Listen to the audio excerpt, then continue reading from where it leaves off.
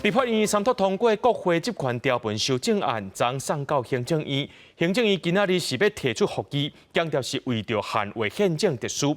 总统府也表示讲，等收到理由书，总统会来评估，再来做决定。那国民党团是提请行政院长杜永泰，若准复议无成功，敢要来落台呢？民进党团是强调复议无成功，还阁会当实现。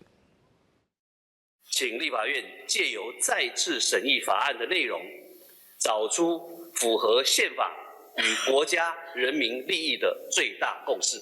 强调提出复议绝对毋是要相关条约对立，是希望透过宪政运作，请立法院搁一摆审议国会这款法案内容，找出符合宪法甲国家利益的上大共识。国会倒阳来讲甲真感慨，因为立法院三读通过国会这款条文修正案，初步送到行政院，行政院研议了后认为真歹施行，提出无实质讨论，即顺总统违宪，无视正当法律定序，表示国会定期不平等7大原则，切大宣布会提出复议。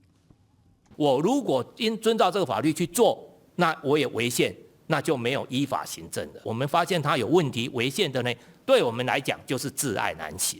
总统收到了行政院的复议理由书之后，将会审慎评估，再做出妥适的决定。对复议案，总统府强调，尊重正义行使宪法所赋的复议权，总统会审慎评估决定。也毋过国民党团爱到阳台三思而行，强调立法院10多天内要处理复议案提前倒回，无成功敢要落台。